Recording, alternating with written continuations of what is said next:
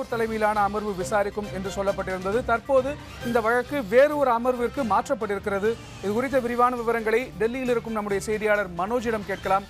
மனோஜ், என்ன காரணத்திற்காக இந்த வழக்கு வேறு அமர்விற்கு மாற்றப்பட்டிருக்கிறது? இந்த விசாரணை இன்றே நடக்குமா? விரிவாக சொல்லுங்கள். கணேஷ், அதாவது இன்றைய தினம் இந்த ஜல்லிக்கட்டு தொடர்பான அந்த அறிவிக்கை எதிர்ப்பு தெரிவித்து தொடரப்பட்ட மனுக்கள் நீதிபதி TS தாக்கூர், AK சிக்ரி, பானுமதி ஆகியோர் அடங்கிய அமர்வின் முன்பு 27வது வழக்காக விசாரிக்கப்படும் என்று நேற்று தெரிவிக்கப்பட்டுள்ளது.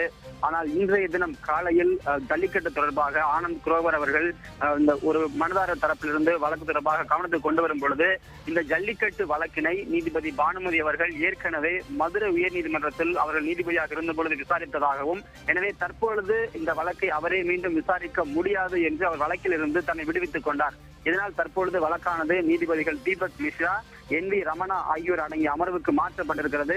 அவர்கள் இந்த வழக்கை 23வது வழக்காக எடுத்துக்கொள்ள இருக்கிறார்கள். தற்பொழுது அவருடைய அமர்வில் 3வது வழக்கு சென்று கொண்டிருக்கிறது. இன்னும் ஒரு மணி நேரத்திற்கு உள்ளாக இந்த வழக்கு இன்றைய தினமே விசாரிக்கப்பட இருக்கிறது. ஒரு விரிவான விசாரணைக்கு உச்சநீதிமன்றம் அதை ஏற்றுக்கொண்டிருக்கிறது. ஏனெனில் மத்திய அரசினுடைய அறிவிக்கையில் சொல்லப்பட்ட விஷயங்கள் என்ன, உச்சநீதிமன்றத்தினுடைய தீர்ப்பு என்ன, மனுதாரர்கள் யாருக்காக இருக்கிறார்கள் என்று 3 கோணங்களில் உச்சநீதிமன்றம் விசாரணை நடத்த இருக்கிறது. கணேஷ், அதாவது இன்றைக்கே இதன் விசாரணை நடக்க வேண்டும், இது அவசர வழக்கு என்பதற்காக அந்த வசதிக்காக மாற்றி இருக்கிறார்கள் தானே? அதாவது கணேஷ், இந்த வழக்கை பொறுத்த வரைக்கும் நீதிபதி பானுமதி தன்னை விடுவித்துக் கொண்டதால் மட்டுமே தற்பொழுது அமர்வானது மாற்றப்பட்டிருக்கிறது. மற்றபடி வழக்கானது அவசர வழக்காக நேற்றைய தினமே ஏற்றுக்கொள்ளப்பட்டு விட்டது. இன்று காலை நீதிபதி TS தாக்கூர் அமர்வின் முன் கவனத்துக்கு கொண்டு வரும் பொழுதுதான் பானுமதி இந்த வழக்கை விசாரித்ததாக சொல்லப்பட்டது. எனவேதான் தற்போது உடனடியாக வழக்கானது மாற்றப்பட்டிருக்கிறது. மற்றபடி அவசர வழக்காக உச்சநீதிமன்றம் ஏற்கனவே ஏற்றுக்கொண்டுள்ளபடினால் இந்த தினம் கண்டிப்பாக விசாரித்து விட வேண்டும். ஏனில் பொங்கலுக்கு இன்னும் 2 நாட்கள் இருக்கக்கூடிய சூழ்நிலை இருக்கிறது. ஜல்லிக்கட்டு போட்டிக்கு அனைவரும் தயாராகி கொண்டிருக்கிறார்கள். இந்த அவசரத்தை காரணம் காட்டிய உச்சநீதிமன்றம் நேற்று ஏற்றுக்கொண்டது. மனுதாரர்களும் உடனடியாக அந்த வழக்கை வேறு ஒரு அமர்வுக்கு மாற்ற எங்களுக்கு பிரச்சனை இல்லை என்றெல்லாம் ஏற்றுக்கொண்டதை அடுத்து தீபக் மிஸ்ரா அவருடைய வழக்கு அந்த அமர்வான விசாரிக்கிறது. ஏனெனில் ஏற்கனவே தீபக் மிஸ்ரா அவர்கள் இது போன்ற இந்த விலங்குகள் சம்பந்தப்பட்ட வழக்கை அடிக்கடி விசாரித்து வருபவர். ஏற்கனவே இந்த கோயில் யானைகள் தொடர்பாக எல்லாம் அவர் வழக்கினை விசாரித்திருக்கிறார். எனவேதான் அந்த அமர்வுக்கு இந்த வழக்கானது மாற்றப்படுவதற்கான முக்கிய காரணம். கணேஷ், மனோஜ், தற்போது இதுல ஜல்லிக்கட்டை எதிர்த்து தொடரப்பட்டிருக்கும் அந்த மனுக்கள்ல என்ன சொல்லப்பட்டிருக்கிறது? இந்த வழக்கின் விசாரணை எந்த போக்கில் இருக்கும்னு எதிர்பார்க்கப்படுகிறது? கணேஷ், அதாவது இந்த வழக்கை பொறுத்தவரைக்கும் நாம் பார்க்கும் பொழுது மத்திய அரசினுடைய அந்த அறிவிக்கையை ரத்து செய்ய வேண்டும், ஜல்லிக்கட்டு போட்டிகள் நடத்துவதற்கு உடனடியாக தடை விதிக்க வேண்டும் என்பதுதான் மனுதாரர்களுடைய கோரிக்கை. இந்த கோரிக்கைக்கான காரணம் என்னவெனில் மத்திய அரசினுடைய அறிவிக்கையில் இருக்கக்கூடிய விஷயங்கள் என்னவென்றால் மிருக வதை தடுப்பு சட்டத்தின் கீழ் இருக்கக்கூடிய பிரிவு 11னுடைய 2 பிரிவுகளை மீறாமல் நீங்கள் ஜல்லிக்கட்டு போட்டிகள் நடத்த வேண்டும் என்று தெரிவிக்கப்பட்டிருக்கிறது.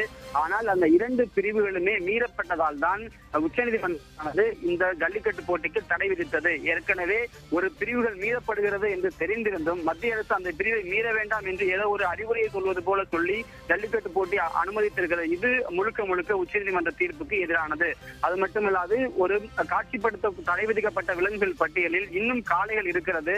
ஆனால் ஜல்லிக்கட்டு போட்டிக்கு மட்டும் அதை விதிவிலக்கு கொடுப்பது என்பது எந்த வகையில் நியாயம்? இது போன்ற ஒரு விதிவிலக்கு கொடுப்பது மற்ற போட்டிகளையோ அல்லது மற்ற விஷயங்களையோ செய்வதற்கு ஏதுவாக அமைந்துவிடும் என்பது 2வது விஷயம். 3வது விஷயம், இது போன்ற ஒரு விஷயத்தை மத்திய அரசு மேற்கொள்ள வேண்டும் என்றால் ஒன்று சட்டத்தில் திருத்தங்கள் செய்திருக்க வேண்டும், அல்லது அந்த காட்சிப்படுத்த தடை விதிக்கப்பட்ட விலங்குகள் பட்டியலிருந்து காளையை நீக்கும் முன்போ அல்லது நீக்குவதற்கான நடைமுறை எடுத்திருக்க வேண்டும். இதை எவற்றையுமே செய்யாமல் வெறும் விதிவிலக்கை கொடுப்பது மட்டும் ஏற்றுக்கொள்ளத்தக்கதல்ல என்பதுதான் மனுதாரர்களுடைய கோரிக்கை.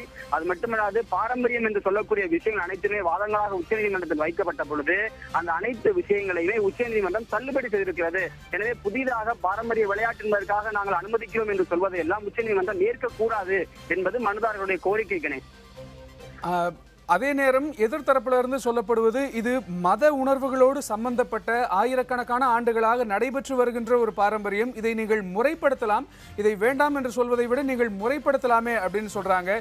இந்த வாதம் என்பது இன்றைக்கு வழக்கில் எடுபடுமா?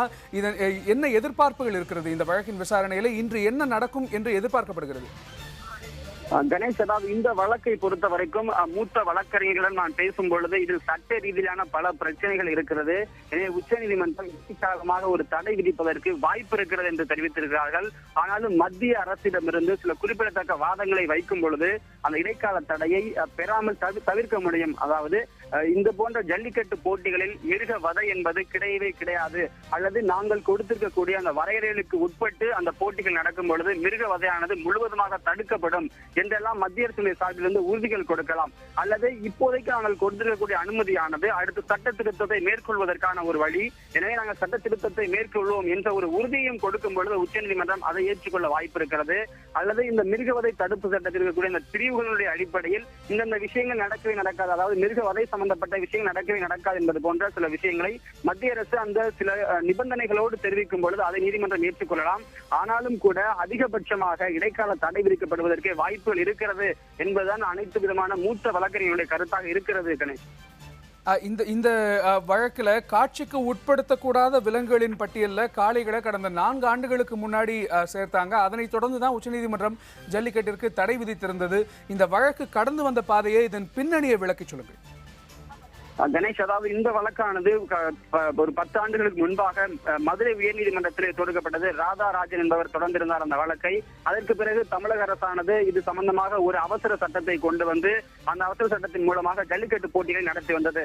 இதற்கிடையில் இந்த அவசர சட்டத்தை எதிர்த்து தொடரப்பட்ட ஒரு வழக்கான உச்சநீதிமன்றத்தில் விலங்குகள் நல வாரியத்தின் சார்பில் தொடரப்பட்டது. அந்த வழக்கை விசாரித்த நீதிபதி KS ராதாகிருஷ்ணன், AK சிக்ரி அடங்கிய அமர்வானது ஜல்லிக்கட்டு போட்டிகளுக்கு முழுவதுமாக தடை விதித்தது. ஏனெனில் ஜல்லிக்கட்டு போட்டிகளின் பொழுது மிருகங்கள் வதைப்படுவது என்பது உறுதியாக இருக்கிறது. அது மட்டுமல்லாது மத்திய அரசு காட்சிப்படுத்தக்கூடாத விலங்குகள் பட்டியலில் இந்த காளைகளையும் சேர்த்திருக்கிறது. மத்திய அரசினுடைய அறிவிக்கை மிருகங்கள் வதைப்படுகிறது என்பதற்காகத்தான் இந்த காளைகளை சேர்த்திருக்கிறது என்பதை தெரிவித்திருக்கிறது. எனவே அதனுடைய அடிப்படையில் நாங்கள் இந்த ஜல்லிக்கட்டு போட்டிகளுக்கு முழுவதுமாக தடை விதிக்கிறோம் என்று நீதிமன்றம் கூறியிருந்தது. அதற்கு பிறகு தமிழக அரசுடைய சார்பிலிருந்து அந்த வழக்கை மறுசீராய்வு செய்வதற்காக சீராய்வு மனுக்கள் தாக்கல் செய்யப்பட்டன. ஆனால் அவை இந்த நிமிடம் வரைக்கும் உச்சநீதிமன்றத்தில் விசாரணைக்கு வரவில்லை. இதற்கிடையில் தான் மத்திய அரசு மூலமாக தமிழக அரசானது ஜல்லிக்கட்டு போட்டி நடத்துவதற்கான முயற்சிகளை மேற்கொண்டிருந்தது. அதனுடைய பலனாகத்தான் கடந்த 1ஆம் தேதி மத்திய அரசானது காட்சிப்படுத்தப்பட்ட விலங்குகள் பட்டியலில் காளைகள் இருந்தாலும் கூட ஜல்லிக்கட்டு போட்டிகளுக்கு மட்டுமாக இந்த காளைகளை விதிவிலக்கு கொடுத்து ஜல்லிக்கட்டு போட்டி அனுமதித்திருந்தது. கணேஷ்.